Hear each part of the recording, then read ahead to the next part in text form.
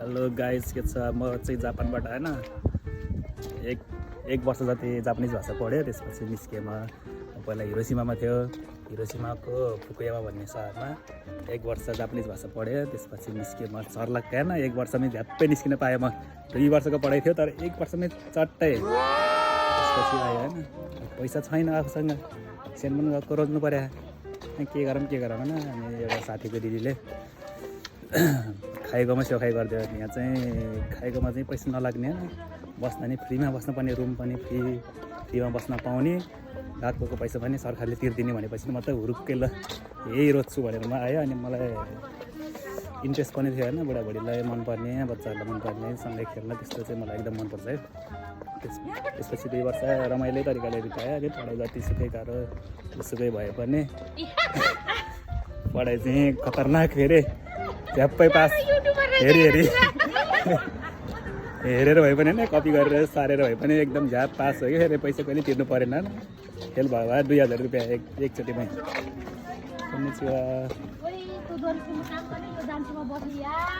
कन्निचिवा। त्यसपछि जापानिजहरूले कन्निचिवा भने।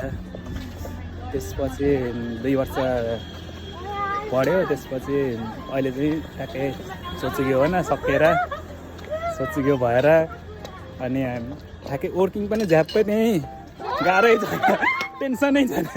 यस्तो सजिलो है, त्यस्तो खोज्दै हिँड्नु पर्दैन है। जहाँ अरू बाइटो गरेँ नि, पार्ट टाइम जब जहाँ गरेँ त्यही झ्याप्पै लाग्ने, त्यस्तो पहिल्यैदेखि थाहा थियो होइन।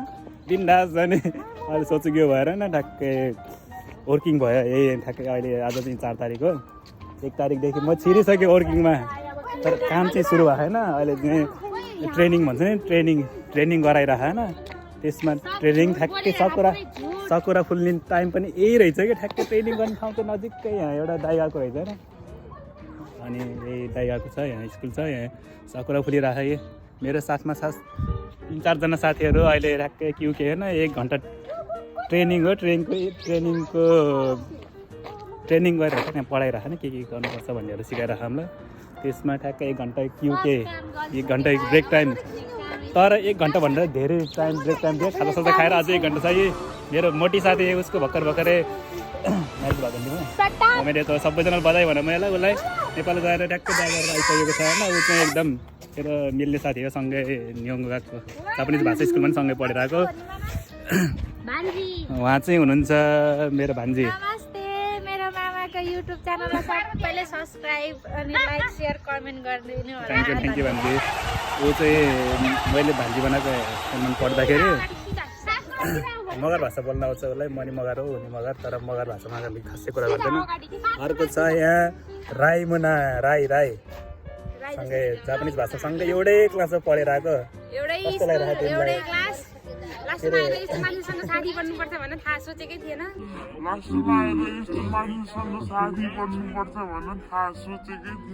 त्यो त तिम्रो सौभाग्य हो नि।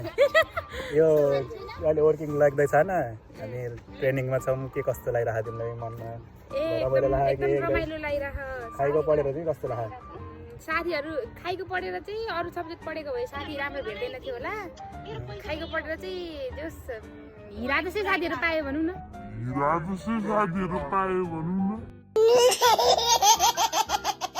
मेरो लागि ऊ चाहिँ मोटी साथी होइन।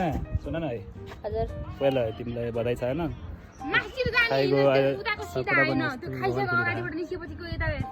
फेरि खाएको पढ्ने मान्छेहरूले हेर्छ नि, हेर्छ भन्दा नि अलिकति नराम्रो नगरले हेर्छ होइन। बुढाबुढी एकदम पोहोर सोहोर सोर्नुपर्छ, दुसो पनि पुस्नुपर्छ भन्ने एकदम नराम्रो के भन्छ त्यस्तो सोच्नेहरूलाई चाहिँ के भन्न चाहन्छ तिमी?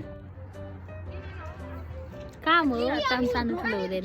सँगै पढेको साथीहरूसँग सँगै बसेर के भन्छ एनसिओ ट्रेनिङ भनौँ न, ट्रेनिङ गर्दैछौँ नि त। अनि त्यही भएर नि रमाइलो लागिरहेको। दारी काट्ने बिले त कबर काटी कैची भ्यागु तारे पाडु पाए छक्क पारे भैँची र पप एकले समातेको जुसले बिजेछ हातमा, पुछेछ पातमा, टाइट टिस परबाट आउने कालो टुपी लाउने, हामीलाई तर्साउने। ओ सर मलाई झाप्याले हो कि झापाबाट यस्तै रमाइलो साथीहरू छ होइन। एकजना मात्रै केटा साथी भनेको, एकजना एकदम ह्यान्डसम साथी फर्केको छ है। सब कुरातिर देखाऊँ यो चाहिँ एकदम मिल्ने साथी नै सँगै रुममेट बसिरहेको आज एक्लै छु म ऊ पनि एक्लै छ होइन